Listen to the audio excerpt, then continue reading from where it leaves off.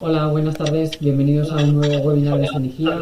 Gracias por estar inscritos a estos webinars y seguirnos en directo.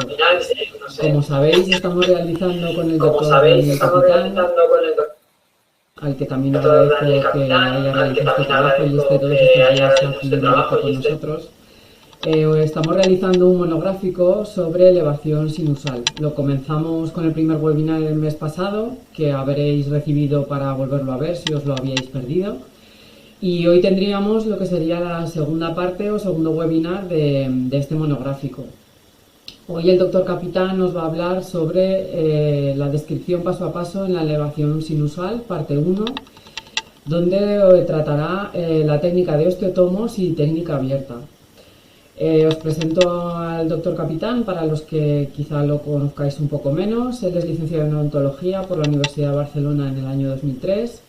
Realizó el posgrado clínica en implantología y prótesis oral, así como el máster en investigación en ciencias odontológicas en esta misma Universidad de Barcelona en los años 2005 y 2012 respectivamente. Diplomado en implantología 6 avanzado en 2009. Diplomado internacional en odontología integral por la Academia del mismo nombre en 2010. Fue profesor del posgrado en clínica en implantología y prótesis oral y también del máster en la Universidad de Barcelona hasta el año 2013. Director y profesor del curso de extensión universitaria de implantología dental avanzada en la Fundación Universitaria del Vallès. Profesor invitado en el título de experto en cirugía implantológica avanzada en la Universidad Católica de Valencia. Coordinador y docente del curso superior universitario Implantología y prótesis oral en la Universidad de Barcelona en el campus de Belvitge. Y él ejerce su profesión como director de la Clínica Capitán. Sabéis que la exposición aproximadamente tiene una duración de unos 40 a 50 minutos como mucho, que al final de ese tiempo tenéis a la derecha de vuestras pantallas un menú vertical donde hay un chat y ahí podéis irle escribiendo las preguntas al doctor Capitán, que él al final de su exposición las irá leyendo y las irá respondiendo. Y nada más, os doy la bienvenida, agradeceros que estéis aquí, también a ti Daniel por este trabajo y ya cuando quieras yo te doy paso y comenzamos.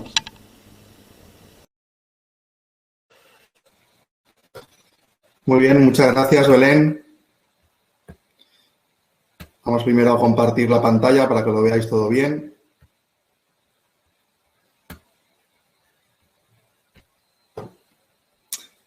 Bien, pues buenas noches a todos los asistentes en este segundo capítulo del monográfico de elevación sinusal, que como comentaba Belén, pues tuvimos ya un primer curso, una primera parte, una primera edición en el mes pasado, donde pudimos hablar sobre justificación del material utilizado en la elevación sinusal y también donde pudimos también debatir un poco la elección de la técnica, de cuándo podíamos realizar una técnica cerrada o cuándo podíamos realizar una técnica abierta en la cirugía del seno maxilar.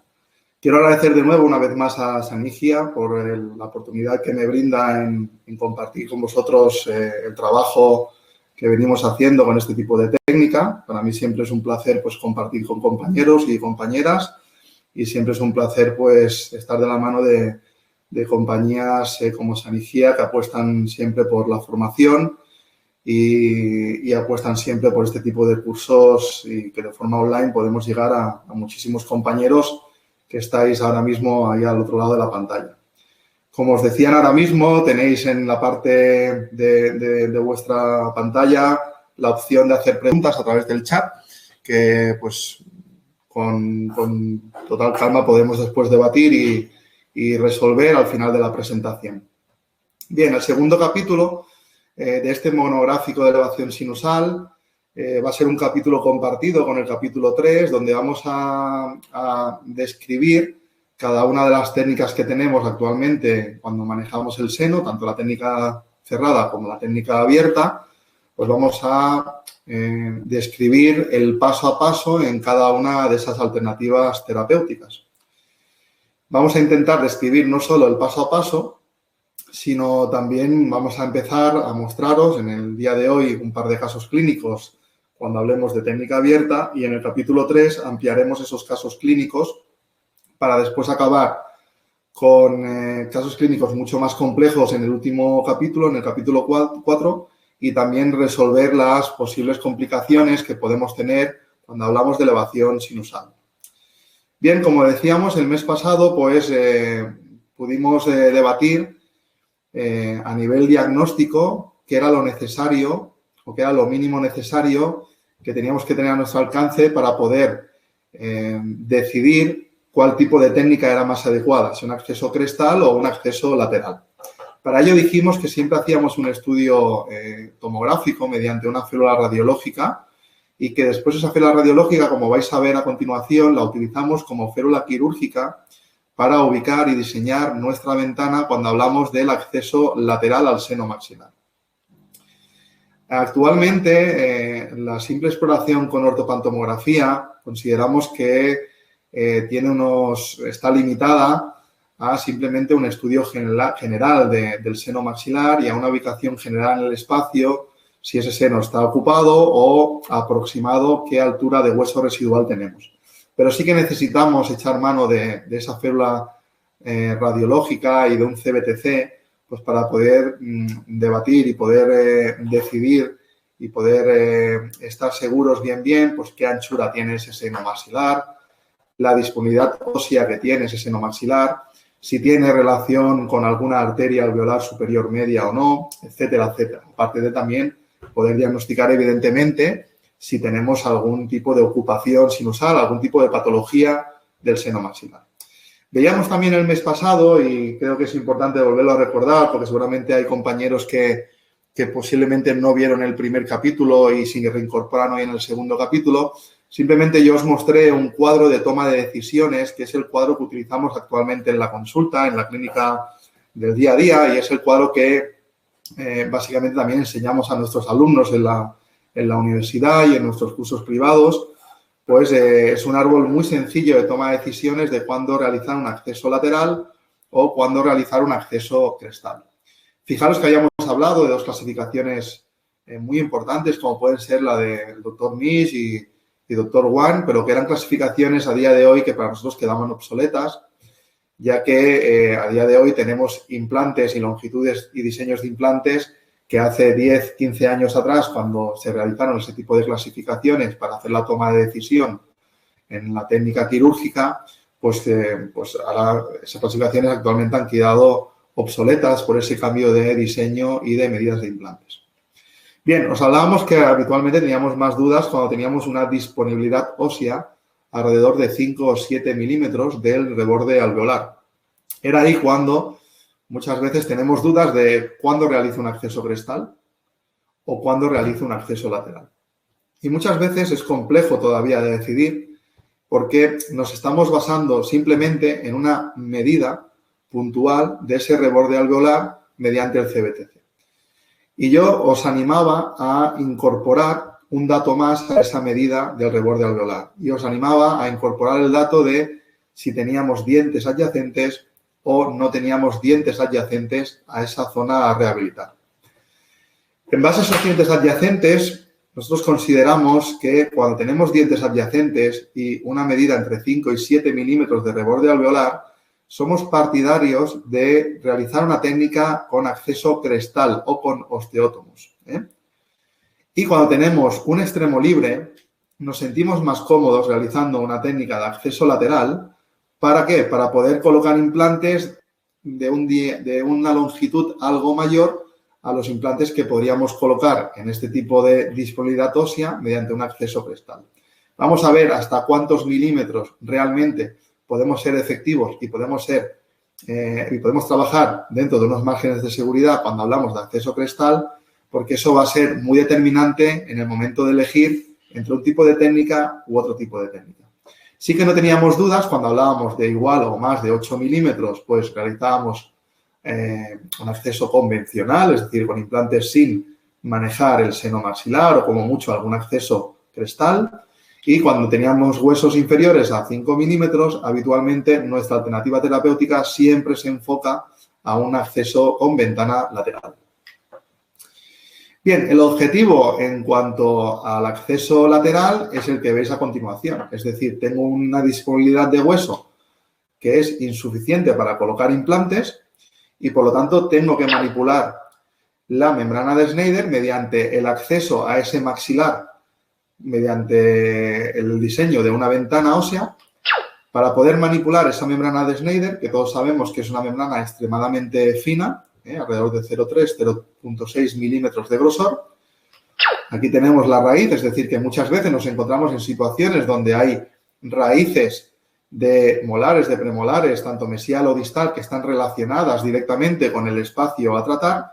Y básicamente el objetivo que buscamos ahí es crear un espacio, acceder a la cavidad sinusal, manipular esa membrana de Schneider, evidentemente con cuidado para que no se nos rompa, que sería un poco, y hablaremos en el cuarto capítulo de cómo poder resolver esas posibles complicaciones que podemos tener durante la realización de la técnica. Y el espacio es para poder regenerar ese espacio. Estamos hablando de uno de los principios biológicos de cualquier regeneración ósea guiada. Es decir, cuando hablamos de principios biológicos de la regeneración ósea guiada, uno de esos principios es crear un espacio en el que podamos hacer un relleno con un biomaterial para que ese relleno, ese espacio se mantenga estable y que sea capaz de poder regenerar hueso para después poder colocar un implante con una estabilidad adecuada y poder rehabilitar nuestro caso. El objetivo del acceso crestal no es diferente, es el mismo. Es decir, tenemos que crear un espacio, que ese espacio se mantenga estable y que después en ese espacio que se ha mantenido estable se pueda formar hueso. Por lo tanto, el objetivo de cuando hablamos de una técnica con osteótomos con un acceso crestal o una técnica con ventana lateral va a ser el mismo. Es decir, manipular la membrana de Schneider, sea con un acceso u otro, para poder crear un espacio y que ese espacio poderlo rellenar con un biomaterial y que se forme hueso. Ahora bien, el interrogante lo ponemos cuando hablamos de la técnica de osteótomos. Es decir, ¿es necesario siempre colocar biomaterial cuando realizo una técnica de Summers, cuando realizo una técnica de manipulación de membrana de Schneider mediante osteótomos? Os lo he puesto en esta imagen con un interrogante, porque ahí sí que tenemos que ver un poco, pues dentro del protocolo de actuación del acceso crestal, pues ver un poco qué nos dice la literatura o qué nos dice la evidencia científica. Y eso es lo que vamos ahora a intentar en 5 minutos, en los 5 próximos minutos, poder debatir y poder dejarlo claro en qué es lo que podemos hacer mediante el acceso crestal o cuáles son nuestros límites cuando hablamos de acceso crestal. Bien, este tipo de acceso le podemos llamar también técnica cerrada, técnica atraumática. Lo pongo en interrogante porque sabemos todos que al final pues tenemos que dar unos golpes ahí sobre el osteótomo y que eso pues realmente atraumático tampoco, para el paciente tampoco es. Le podemos llamar técnica de osteótomos o la técnica de seno maxilar tipo Summers. Dentro de este tipo de acceso crestal, como ya algunos de vosotros preguntasteis en el primer capítulo del monográfico, puede haber otros sistemas alternativos que también nos pueden ayudar o herramientas alternativas que nos pueden ayudar a manipular esa membrana de Schneider mediante, pues, osteodilatadores, mediante fresas con tope, etcétera, etcétera, que también deberían estar descritas y que también deberíais conocer, porque al final, como yo digo siempre en los cursos cuando nos reunimos con los compañeros, es que al final cada uno utiliza la técnica que mejor o más cómodo se sienta, siempre y cuando esa técnica te pueda aportar una predictibilidad adecuada y sobre todo también, algo que a veces se nos olvida, una reproducibilidad también óptima. Por lo tanto, básicamente os vamos a hablar del acceso crestal mediante técnica de osteótomos, que es la que utilizo de forma rutinaria, os diría casi a diario, porque sí que es una técnica que habitualmente en el maxilar superior pues echamos mano de ella pues para optimizar un poco la inserción de la longitud de los implantes en situaciones como las que veis en imagen, donde tenemos un hueso residual ya insuficiente para colocar implantes, pero que hemos decidido por nuestro árbol de toma de decisiones realizar un acceso crestal. Siempre que hablamos de esta técnica tenemos que saber un poco condicionantes que pueden complicarnos la técnica quirúrgica o que pueden, decirlo de alguna forma, condicionar en el momento de la cirugía de una forma importante el resultado final. Y eso es que el 10% de las técnicas de acceso crestal pueden presentar perforaciones de la membrana sinusal, puesto que realmente es una técnica a ciegas, por decirlo de alguna forma, donde no controlamos directamente o de una forma visual directa la membrana de Schneider y que al final pues todo es una técnica mediante el tacto. Dentro de esas posibles complicaciones de perforación de la membrana sinusal, pues aumentan cuando la inclinación del seno es 45 grados o mayor. Es decir, pues tenemos pocos problemas cuando tenemos un suelo del seno plano, ¿vale?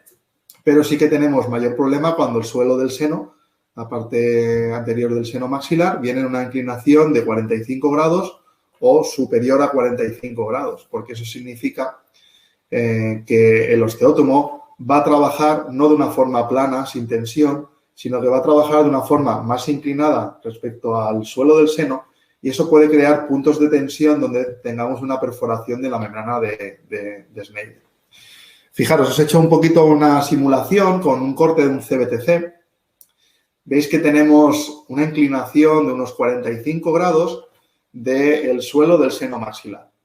Fijaros que si tenemos esta imagen de este paciente, simplemente con una imagen de una radiografía periapical o de una ortopantomografía, fijaros que nosotros no estaríamos en ningún momento identificando exactamente la inclinación que tiene ese suelo antral.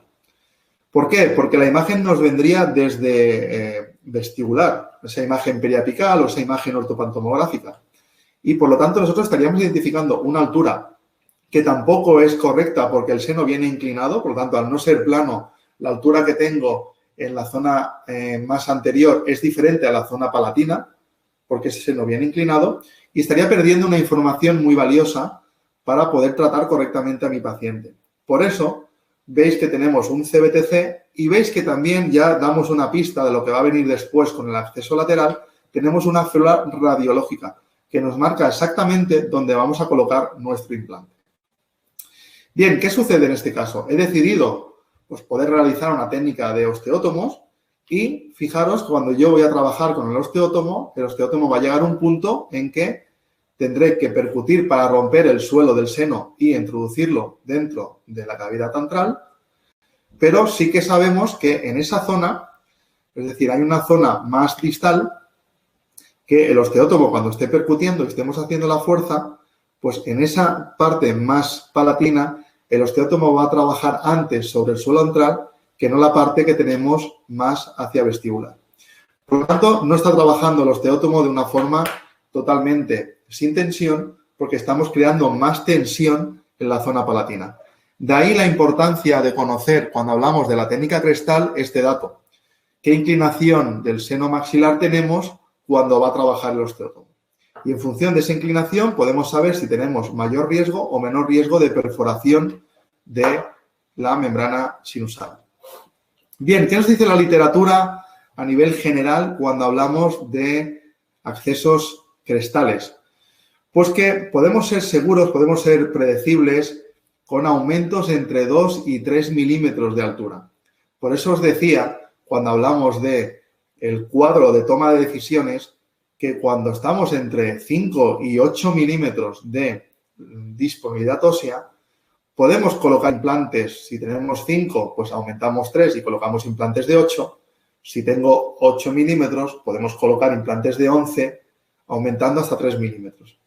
Pero sí que no nos sentimos cómodos si tenemos que hacer aumentos superiores a 3 milímetros. También es cierto que según los estudios de Boeing de ya hace unos años atrás y de Rosen, que cuando estamos manipulando esa membrana de Schneider más de 3 milímetros para tener una ganancia ósea de más de 3, pues sí que podríamos decir que podemos tener más complicaciones de la perforación de la membrana de Schneider porque ya estamos aumentando 3 milímetros a una técnica a ciegas donde no podemos visualizar si hay algún desgarro de esa membrana, pero ahí sí que estaría indicado colocar biomaterial. Por lo tanto, ya hemos dado otro dato importante a tener en cuenta en este segundo capítulo para que os quede grabado, aparte de la inclinación del suelo del seno cuando hablamos de la técnica de Summers, pues que nuestro protocolo de trabajo actual implica hacer elevaciones seguras entre 2 y 3 milímetros sin biomaterial, y cuando tenemos que hacer elevaciones de más de 3 milímetros, iríamos a un acceso lateral. ¿De acuerdo? Bien. ¿Esto por qué? Porque fijaros, en un estudio de TAN, en una revisión sistemática, es una revisión sistemática de 2 partes. La primera parte nos habla del acceso lateral y la segunda del acceso transalveolar, donde fijaros que cuando aumentan 3 milímetros, entre 2 y 3 milímetros, pues el 100% de los ápices de los implantes colocados con esta técnica de Summers presentan un hueso alrededor del ápice del implante. Pero fijaros que cuando queremos ser algo más ambiciosos en la elevación sinusal mediante técnica crestal y decimos, bueno, voy a levantar 5 milímetros con un osteótomo, tenemos que tener en cuenta que la cantidad de hueso maduro que se va a formar alrededor del ápice de ese implante va a ser solo de un 50%. Por lo tanto, tenemos que tenerlo en cuenta también ya la supervivencia. Es decir, a los 3 años de supervivencia de los implantes que se han hecho con elevación crestal hasta 3 milímetros, estamos hablando de un 96%, y aquellos implantes sometidos a un aumento crestal de 5 milímetros, la supervivencia baja a un 87%. Por lo tanto, no nos sirve decir que yo con la técnica de osteótomos soy capaz de conseguir 5 y 6. Claro, somos capaces, porque podemos aumentar esa membrana sinusal, los 5 o 6 milímetros, colocando o no colocando biomaterial, pero tenemos que saber y conocer cuál es el límite para trabajar de una forma segura. Bien, ¿cuál sería el paso a paso en la descripción de la técnica? Fijaros, lo que hacemos habitualmente es realizamos un fresado normal para hueso blando donde van a ir colocados nuestros implantes. Aquí no estoy utilizando ningún osteótomo, simplemente estoy utilizando un fresado normal hasta la última fresa para hueso blando y me quedaré, como veis en la imagen, 2 milímetros por debajo del suelo antral. Es decir, si estamos hablando que tengo una disponibilidad de hueso de 8 milímetros, pues lo que voy a realizar es hacer un fresado hasta 6. Y voy a dejar una tapa ósea, voy a dejar una base ósea de 2 milímetros respetando el suelo del seno maxilar. Y todo eso voy a hacer una secuencia de fresado. Fresaremos a 2 milímetros, dejaremos una tapa ósea de 2 milímetros y cuando ya he realizado ese fresado hasta 2 milímetros con la última fresa de hueso blando, antes de colocar mi implante, trabajaré con un solo osteótomo. Ese sería el protocolo de trabajo actual que tenemos con las elevaciones de acceso crestal. Como veis en la imagen, el osteótomo, ¿qué va a hacer? Vamos a utilizar el último osteótomo compatible con la última fresa que hemos utilizado y fijaros que el osteótomo en ningún momento entra a la base del mismo, entra con la membrana sinusal, porque estamos percutiendo los 2 milímetros de cortical de suelo antral hacia dentro del seno maxilar. Por lo tanto, en ningún momento el osteótomo va a entrar en contacto con la membrana antral y en el momento que hemos percutido esos 2 milímetros ya tenemos, fijaros bien, 2 milímetros de aumento óseo. Por lo tanto, si yo soy capaz de aumentar 1 milímetro más de una forma segura hasta 3, no necesito colocar biomaterial como veis aquí en la pantalla. Porque ese milímetro extra que vamos a tener se va a formar hueso con el propio coágulo. De tal forma que, como veis en la imagen, realizaríamos el último paso del osteótomo, percutiendo hasta la longitud de trabajo. Si hemos dicho hasta 8 milímetros y he fresado hasta 6, el osteótomo ahí baja a 6 y después bajará hasta 8. Como veis ahora que hará un clic hacia adentro. Ahí lo tenemos.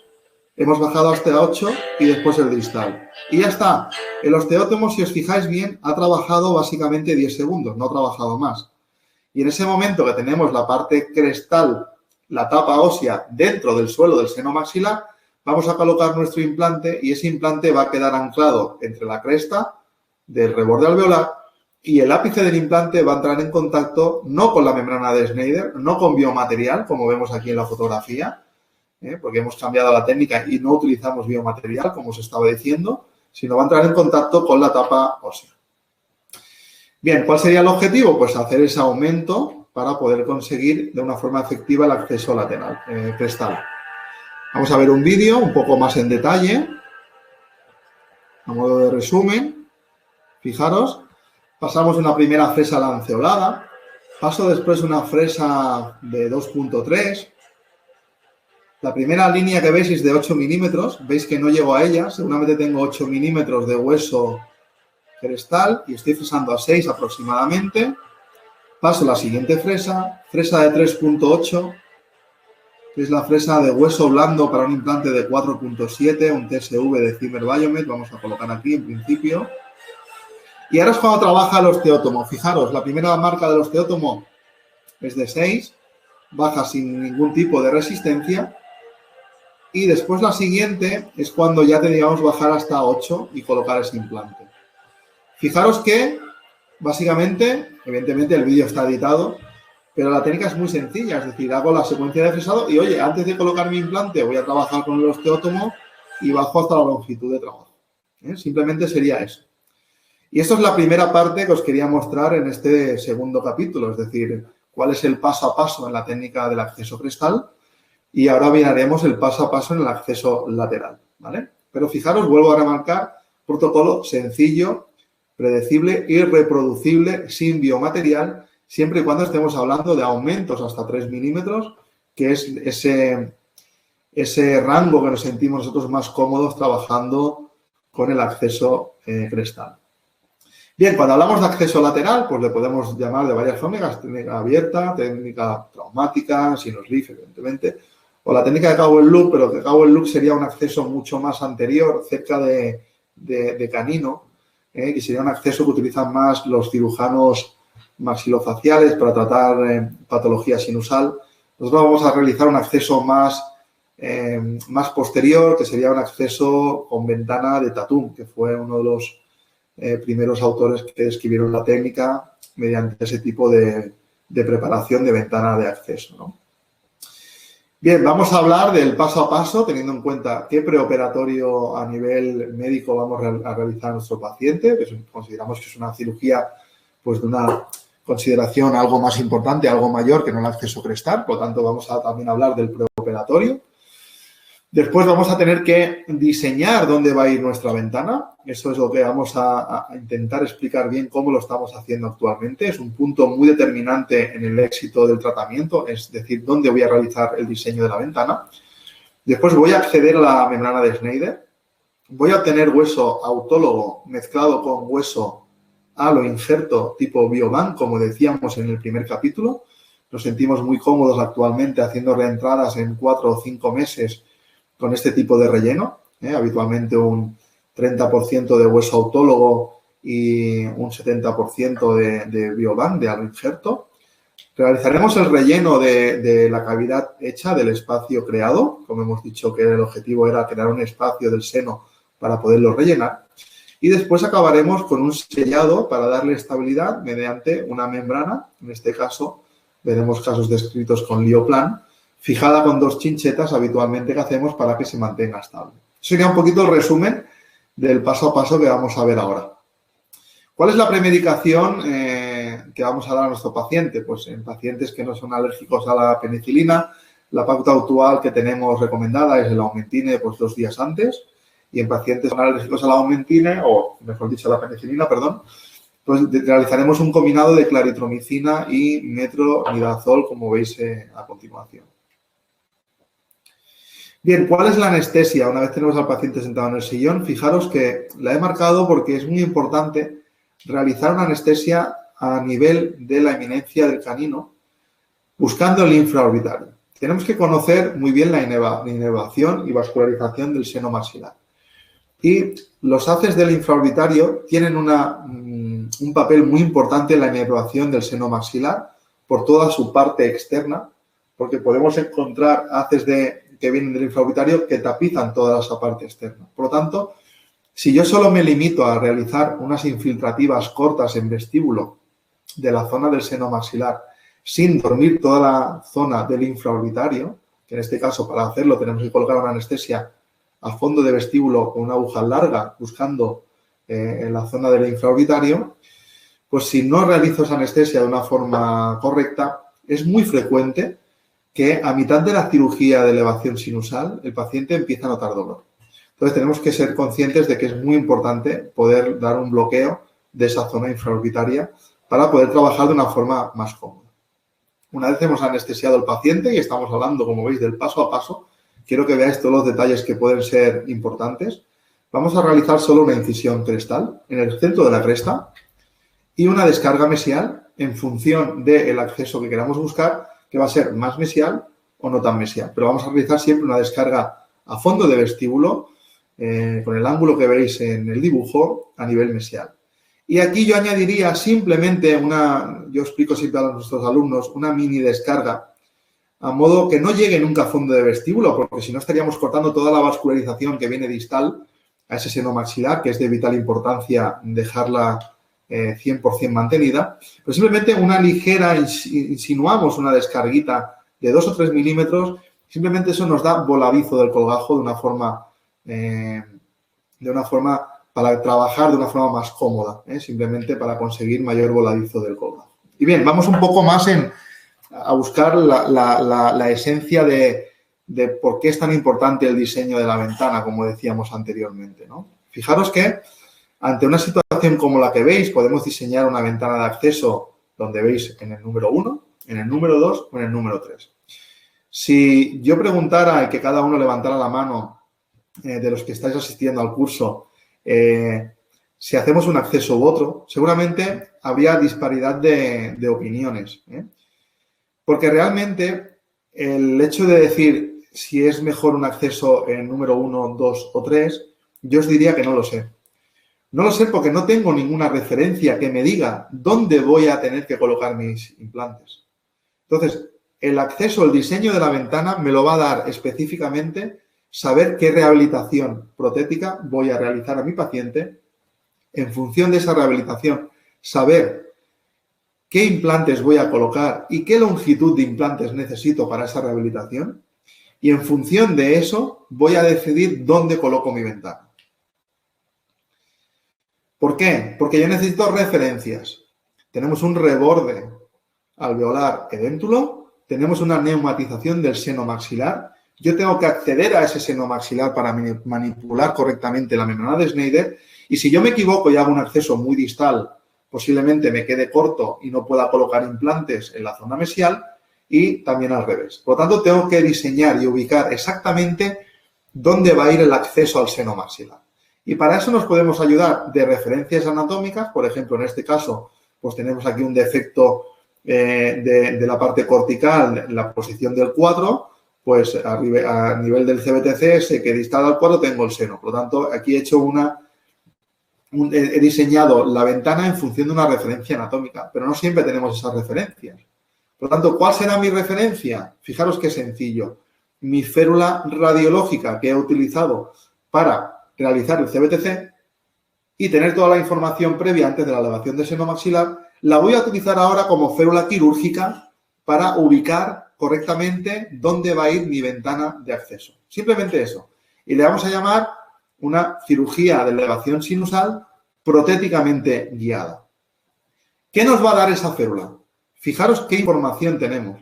Tenemos que yo sé que tengo que rehabilitar la pieza en posición del 25, por lo tanto, sé con esta férula radiológica que aquí tengo una arteria alveolar media que me puede condicionar el acceso al seno, sé que tengo una disponibilidad ósea de 1.7 y sé que tengo una profundidad de seno maxilar de 8.2, pero que también tengo una ocupación sinusal. O sea, simplemente con un CBTC y esa férula radiológica colocada en la posición adecuada, podemos sacarle todo ese partido de información, podemos optimizar nuestro tratamiento.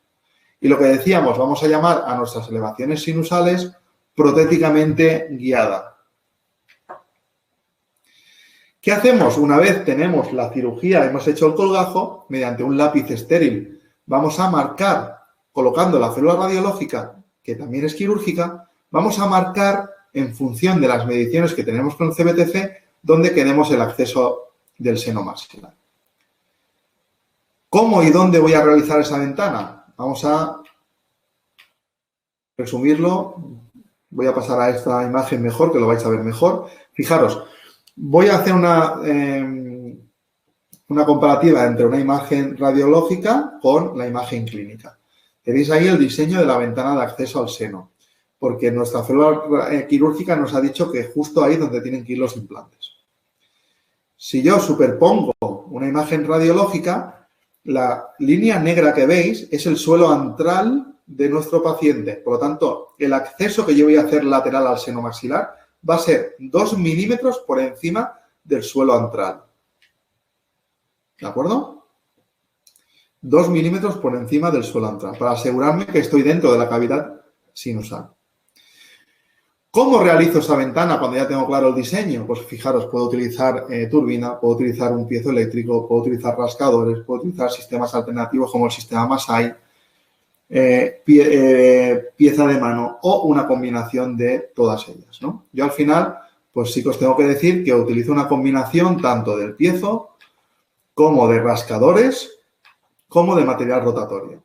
Y habitualmente y cada vez más combino los 3 tipos de acceso, ¿vale?, juntos al sistema Masai, que es este sistema de trefinado magnético, donde hay 2 tipos de trefinas. Una que es una trefina fija con una sierra, donde yo hago la primera osteotomía del acceso lateral, y después la segunda es con un sistema magnético que nos salta un muelle magnético interno, y ahí es donde nos frena la fresa, por decirlo de alguna forma, para evitar tener que desgarrar la membrana de Schneider. Entonces, yo combino siempre estas 4 alternativas, tanto el Masai como la pieza de mano, como el rascador y como el piezoeléctrico, porque todo va a ir en función muchas veces del grosor de esa cortical, como ahora veremos a continuación. ¿Qué hago después con esa ventana? Fijaros, pues la puedo retirar, la retiramos y ya está, ¿vale? Y comprobamos la integridad de la membrana de Schneider. La puedo introducir dentro, como veréis ahora, puedo hacer una bisagra. En vez de retirarla, pues hago una bisagra, la introducimos hacia dentro del seno maxilar y la utilizamos como nuevo suelo del seno maxilar.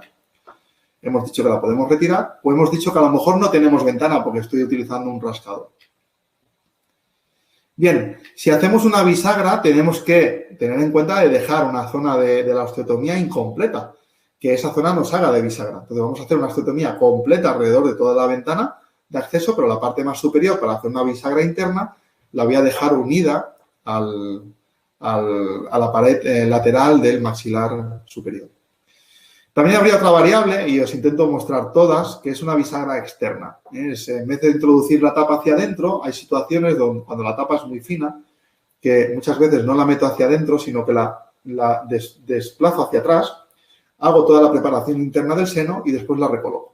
Pues simplemente que conozcáis que también existe esa variable para poder utilizar una ventana externa. ¿Lo veis aquí? Esto sería la ventana con bisagra externa, la tengo desplazada para que no me incomode. He manipulado la membrana de Schneider, he colocado una membrana de pericardio, en este caso interna, para proteger la compactación del biomaterial, como hablábamos en el primer capítulo, y después la voy a recolocar. ¿Cuándo retiro la membrana? Fijaros muy bien, porque esto es importante. Porque siempre que puedo mantenerla, o bien con bisagra interna o externa, la mantengo, porque bueno, me ayuda después a poder tirar el espacio y sellar bien el acceso. Pero hay situaciones clínicas donde decido retirar esa ventana. ¿Por qué? Porque o bien la tapa ósea es muy gruesa y si la quiero introducir hacia adentro me va a dificultar el trabajo, me va a dificultar trabajar dentro del seno maxilar. Cuando utilizo una tapa con piezo suelen ser ventanas rectangulares y me encuentro más cómodo retirando también la tapa ósea, como habéis visto en el vídeo. Cuando tengo un acceso reducido, es decir, o un acceso complejo, estoy muy posterior en el maxilar y el acceso, la visibilidad que tengo es incómoda, si dejo la ventana dentro del seno maxilar y me empecino en dejarla dentro del seno maxilar, el problema que voy a tener es que no voy a trabajar cómodo, no voy a tener un correcto acceso para manipular correctamente la membrana sinusal. Por lo tanto, también me siento más cómodo retirando esa tapa ósea para poder trabajar de una forma más óptima. Directamente a veces no hay ventanas y utilizo solo el rascador y muchas veces lo utilizo en estos casos. Cuando tenemos una arteria alveolar justo dentro de la cortical, pues voy a utilizar una combinación de piezoeléctrico para evitar tener que dañar esa arteria, como veis aquí, y una combinación de rascador para intentar con el rascador y el piezo diseccionar esa arteria alveolar y que no nos sangre durante la manipulación de la membrana. Bien, Hemos diseñado correctamente el acceso. Hemos decidido cómo realizar la ventana de acceso. Hemos decidido qué realizar con esa tapa ósea. Y ahora tenemos que manipular la membrana de Schneider. ¿Cómo lo vamos a hacer? Fijaros, paso a paso. Voy a iniciar el despegamiento de la membrana de Schneider con un instrumento que le vamos a llamar número 1, con una doble angulación. Ese instrumento, la doble angulación, me permite ¿qué? Me permite trabajar con la parte activa del instrumento en contacto con el hueso y la parte plana de ese instrumento es la que va a contactar con la membrana de Schneider. Nunca voy a atacar la membrana de Schneider con la punta activa porque puedo desgarrar. Siempre voy a trabajar con el instrumento paralelo y en contacto con el hueso. Y primero lo que voy a hacer es manipular la parte más inferior. Después manipularé la parte más mesial. Fijaros aquí. El instrumento está trabajando con doble angulación en contacto con el hueso, no con la membrana de Schneider. Y después el instrumento número 2 o número 3 ya son instrumentos con una sola angulación que nos permiten trabajar atacando más hacia mesial o hacia distal y el ataque frontal, es decir, para separar la profundidad de la membrana de Schneider que está tapizando el seno maxilar, ¿vale? Por tanto, un primer instrumento con doble angulación, un segundo y tercer instrumento con una sola angulación que nos permite trabajar mesial para conseguir más extensión, distal y en profundidad. Y vamos a hacerlo siempre por ese orden, de forma progresiva, bajando 1 o 2 milímetros, después lo veremos bien en un vídeo. Me refería a que tenemos que entrar en contacto con el hueso para no desgarrar esa membrana de Schneider, ¿vale? Y que hay que despegar toda la membrana en la parte más profunda, para conseguir pues, un relleno total de ese seno maxilar, es decir, no hay que olvidarse de la parte profunda. El objetivo, como decíamos, era conseguir un acceso a ese seno, el cual después podemos hacer el relleno. Bien, vamos a ver un vídeo de resumen del paso a paso del acceso lateral. Fijaros, en este caso estoy utilizando la pieza de mano, utilizo la primera fresa, inserto de doble angulación. Fijaros que he despegado 1 milímetro mesial, he despegado 1 milímetro ahora distal. Con ese gesto que hago, pues un pincelado. Y ahora hago la parte más inferior. Fijaros, un pincelado, ahí, 1, 2 milímetros. Y al hacer todo el perímetro ya tenemos la integridad de la membrana de Schneider. Fijaros. Una vez tengo esto, tendré que hacer el ataque frontal, no antes. Porque si hago el ataque frontal antes, el problema que voy a tener es que vamos a desgarrar la membrana de Schneider. Bien, introducimos, en este caso, veis una membrana Lioplan de pericardio para proteger todo el interior del seno maxilar y poder hacer después el compactado de nuestro biomaterial. Tapizado interior. Hemos dejado sin tensión todo el perímetro de la membrana de Schneider mediante la manipulación paso a paso que hemos comentado. Ahí tenéis perfectamente protegida la membrana sinusal con la membrana. Hemos hecho el relleno y fijamos con una membrana también, de nuevo, de pericardio por la parte más exterior. Bien, todo lo que es el paso a paso lo vamos a ver también durante todos los casos clínicos. Ahora, simplemente para acabar la sesión, os voy a enseñar 2 casos clínicos simplemente con 2 peculiaridades importantes a tener en cuenta y, evidentemente, en el tercer capítulo vamos a seguir hablando de muchos más casos clínicos de elevación lateral y vamos a repasar todos esos conceptos de cómo diseño la ventana, cómo accedo, qué hago con la tapa, cómo hago el relleno, cómo manipulo, etcétera, etcétera. Todo eso hemos hecho hoy las bases para que tengáis claro los conceptos.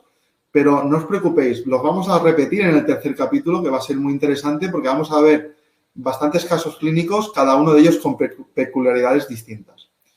Uno de estos casos clínicos, para poder acabar esta sesión y poder dejar ya todo el círculo de este capítulo cerrado, es este que os presento. Fijaros que con la ortopantomografía vemos simplemente un defecto del seno maxilar. Pero si hacemos un CBTC, fijaros qué sorpresa. Tengo un resto radicular que no lo veíamos en la imagen ortopantomográfica. Y sí que lo veo en el CBTC. Por eso es importante el CBTC, porque tengo aquí un resto radicular y tengo unas dimensiones de disponibilidad ósea que no son las mismas que yo tenía con la ortopantomografía. Por lo tanto, tengo que ser capaz de acceder al seno maxilar, retirar la raíz, hacer en este caso un diseño de ventana más superior a la raíz, porque si me guío por la ortopantomografía, ese acceso del seno sería más inferior. En este caso no, tengo que irme más superior para no encontrarme con la raíz.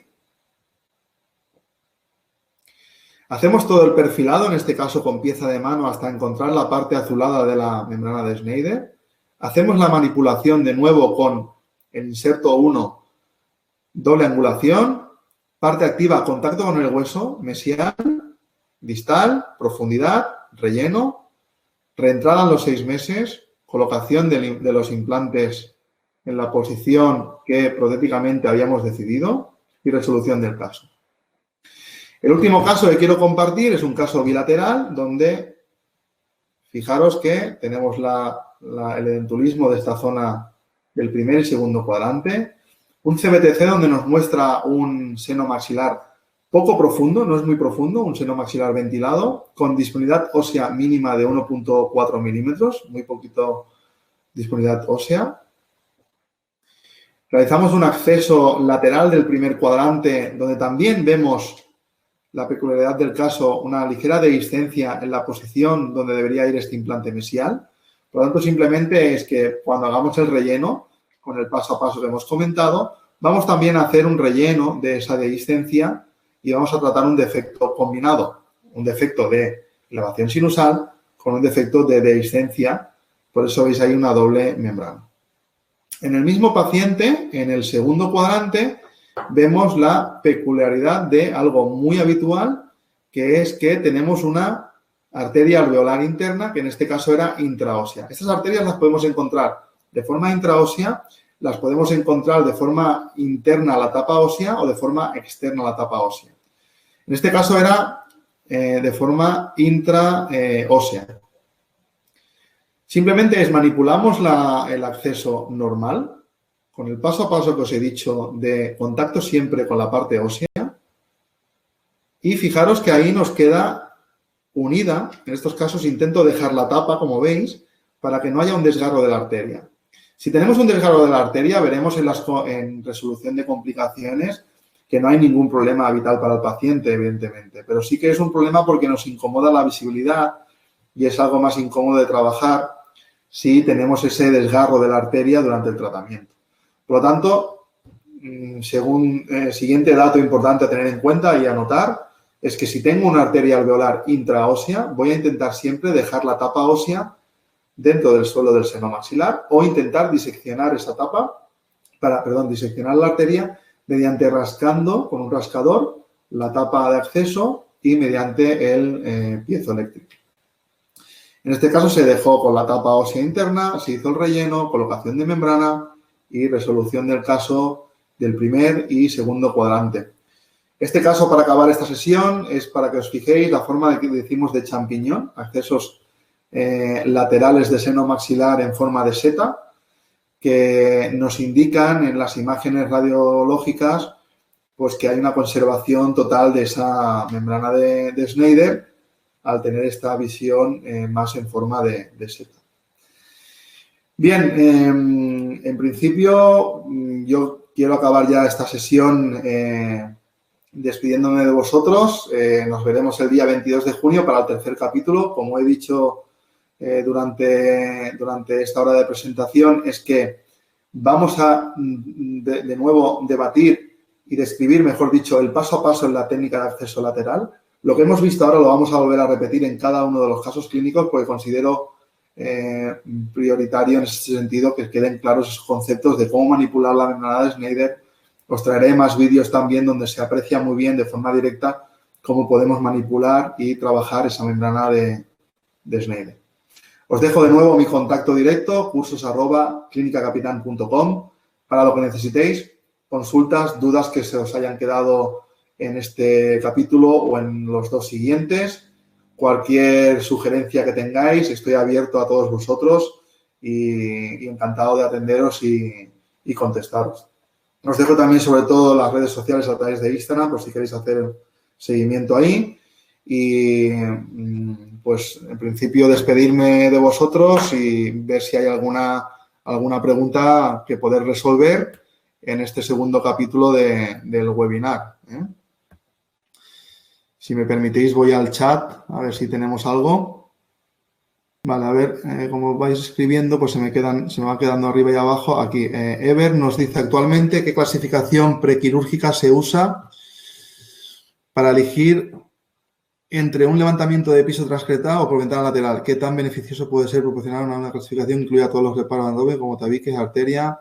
Pues mira, a ver, he intentado describirlo, es decir, tanto en el primer capítulo, no sé si estuviste eso o también ahora en el principio de la presentación, he vuelto a sacar el árbol de toma de decisiones, donde aparte de fijarnos en la disponibilidad de hueso alveolar hasta el suelo del seno maxilar, hemos introducido un concepto nuevo de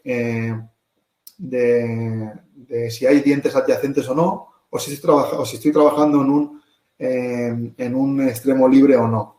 Y todo eso dependerá de la cantidad de hueso que tú necesites para colocar el implante que tú has decidido colocar.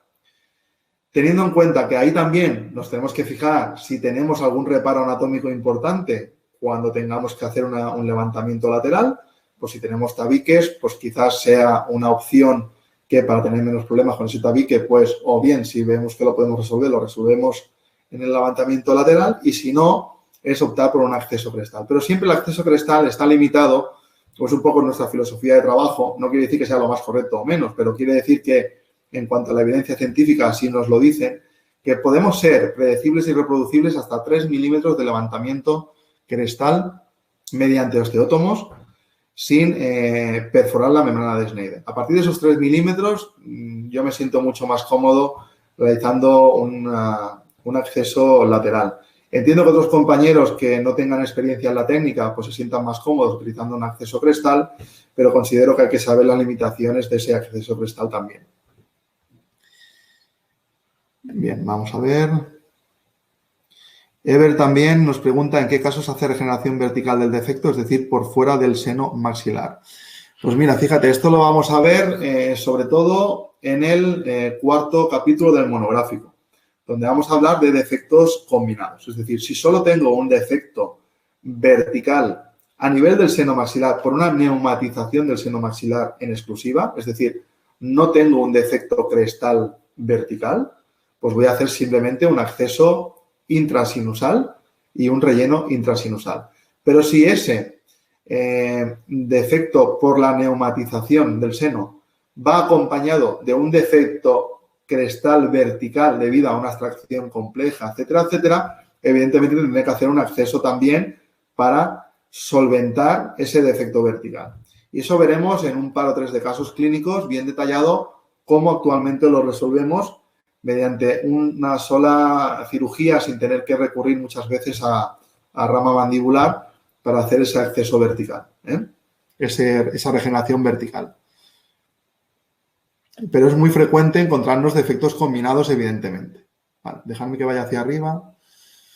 Vale, Lusac nos pregunta ¿a cuántos milímetros fresas en la técnica transalveolar en casos de hueso tipo 3 o 2? Lusac, lo mismo. Mi protocolo de fresado es freso hasta 2 milímetros por debajo del suelo. Es decir, yo tengo el suelo antral aquí, mi fresa va a trabajar hasta 2 milímetros, no más. En ningún momento entro en contacto con la fresa tocando el suelo del seno. Voy a dejar 2 milímetros de protección y esos 2 milímetros son los que voy a trabajar con el osteótomo para impactarlos hacia arriba.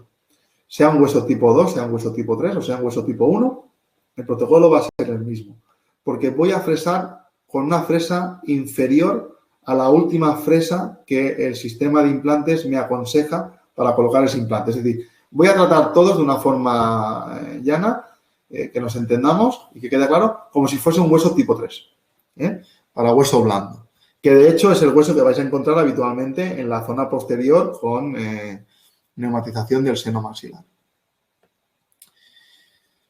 Vale, Joaquín Riva nos dice, con el sistema piezoeléctrico te disminuye el porcentaje de perforaciones de la membrana de Schneider.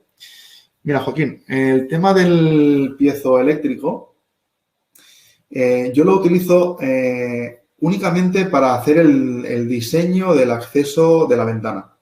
En el momento que localizo la membrana de Schneider, todo el despegamiento de la membrana de Schneider lo hago con un acceso, con una manipulación manual, con los insertos que habéis visto, de doble angulación y de una sola angulación. No utilizo los insertos propios de piezoeléctrico para hacer el despegamiento de la membrana de Schneider. Sí que es cierto que cuando hacemos el acceso crestal, si en algún momento el inserto del piezoeléctrico toca levemente con la membrana de Schneider, es muy difícil que la perfores.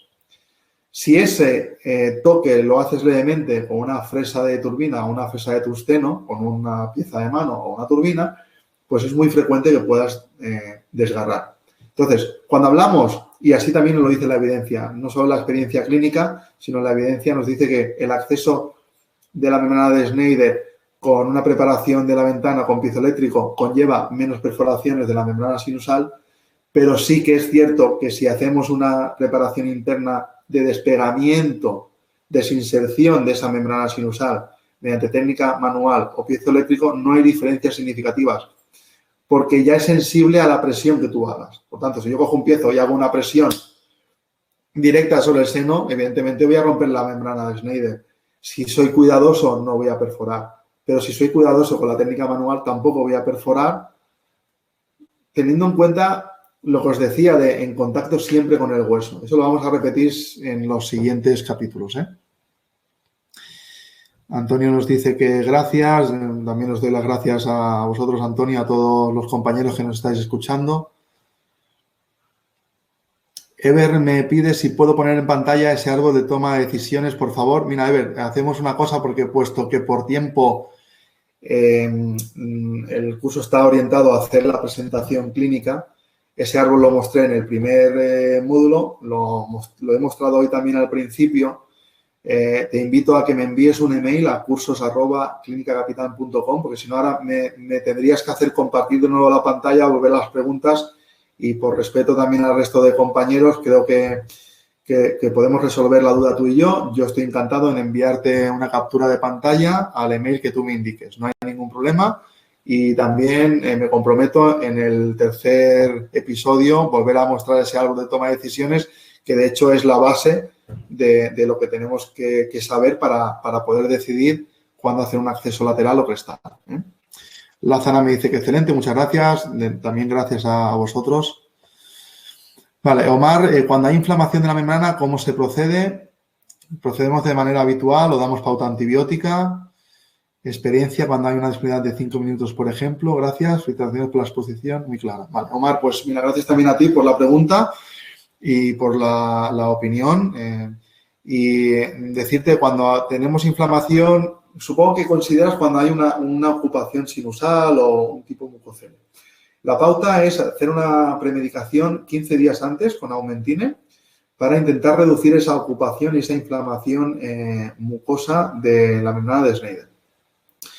Habitualmente se reduce y a partir de ahí pues realizamos una técnica normal, siempre y cuando teniendo en cuenta que cuando hagamos la elevación de la membrana de Schneider, yo voy a contabilizar los centímetros cúbicos de biomaterial que voy a poner más los centímetros cúbicos de ocupación que tiene el seno, porque esa suma de centímetros cúbicos es lo que me va a dar que no me llegue nunca a taponar el ostium. Dato importante. Si la ocupación sinusal cuando tú levantas la membrana de Schneider ocasiona que tapones el ostium, entonces cuando podemos tener una sinusitis posoperatoria, por una falta de drenaje y de ventilación del seno maxilar. Entonces, no hay ningún problema en tratar membranas con inflamación siempre y cuando esa ocupación sinusal no sea tan grande como para que pueda hacer un sellado del ostium y perjudicar ahí el drenaje, ¿eh? Bien. Lusac, en técnica transalveolar dejas 2 milímetros de hueso cuando el hueso es blando o tipo 4, y si te encuentras un hueso más compacto, te quedas a qué distancia pues lo hemos resuelto antes también. La misma pregunta, siempre me quedo a 2 milímetros, sea un hueso blando o sea un hueso duro. Nunca entro en contacto, aunque sea un hueso duro, con el suelo del seno. Sí que te tendré que decir, Lusac, que evidentemente si tengo un hueso muy duro, un hueso tipo 1, quizás no llego a 2 milímetros, me quedo a 1 milímetro, pero siempre para que la percusión después con el osteótomo no sea tan importante, porque si no estamos al final percutiendo mucho y al paciente también es incómodo. Pero sí que intento entonces reducir a 1 milímetro para que esa percusión con el osteótomo no sea tan importante. Pero nunca entro en contacto con la membrana de Schneider, nunca, porque ahí sí que aumentamos considerablemente, sí o sí, el riesgo de desgarro, siempre, ¿vale?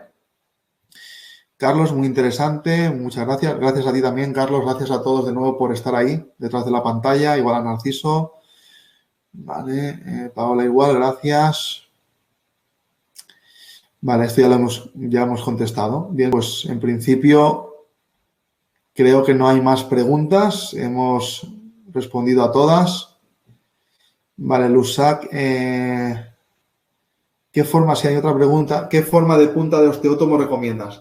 Pues mira, Lusac, tenemos varias puntas y posibilidades de osteótomos. Una de ellas sería una punta plana, punta convexa o punta cóncava. ¿Vale? Puedes utilizar la que quieras. ¿Cuál utilizo yo? Si tu pregunta es, Dani, ¿cuál utilizas tú? Yo utilizo la punta plana. ¿Vale? Simplemente porque sé que el osteótomo va a trabajar de una forma plana, de una forma paralela al suelo del seno, sobre todo cuando tengo un suelo antral plano. Por tanto, voy a trabajar de una forma paralela y sin tensiones añadidas. Si utilizo una forma cóncava, tengo más riesgo de perforación, ¿vale? Y si tengo una forma convexa, muchas veces me cuesta más percutir y me cuesta más romper el suelo del seno. Y como la técnica que yo os estoy intentando mostrar o transmitir es una técnica con el paso de un solo osteótomo, yo necesito un osteótomo que tenga un corte limpio, por decirlo de alguna forma, y uniforme. Y eso me lo da la punta plana, ¿vale? Pero no quiere decir que sea lo mejor. Quiere decir que también puedes utilizar otro tipo de puntas de osteótomos. Bien, muchas gracias. Detalle interesante a tener en cuenta, Luis. Gracias. Luis, yo siempre intento que saquéis truquillos que os puedan beneficiar el día a día. O sea, aquí lo importante es que aprendamos todos y que nos ayude y que si puedo, desde mi humilde posición, pues ayudaros a la práctica diaria, que para eso diseñamos estos cursos y mostramos estos cursos, ¿no? María Joaquina, si tiene 5 milímetros justos, ¿qué recomendaría? ¿Traumática o atraumática? Gracias por su presentación. Pues Joaquina, lo mismo. Cuando tenemos 5 milímetros justos, ahí tenemos el dilema de clasificación según la que yo os he mostrado, tipo B, tipo C. Por lo tanto, tengo que tener muy claro. Habitualmente, y en resumen, es si tengo un extremo libre, me siento más cómodo haciendo aumentos de más de 3 milímetros para colocar implantes mínimo de 10 en maxilar superior, por lo tanto, haría un acceso lateral. Si esos 5 milímetros los tengo para rehabilitar un 6 y en boca el paciente presenta el 5 y el 7, es decir, tengo dientes adyacentes, pues quizás sería una opción adecuada realizar un aumento de 3 milímetros y colocar un implante de 8. Por lo tanto, haría un acceso crestal. Es decir, la respuesta es en función del tipo de paciente, si tengo dientes adyacentes o extremo libre.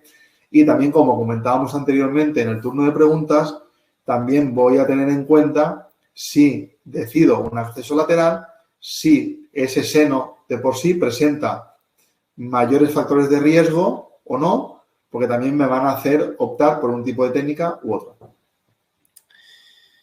Bien. Ana, ¿cómo se calcula la cantidad de biomaterial que puedes introducir dentro del seno para no taponar el ostium?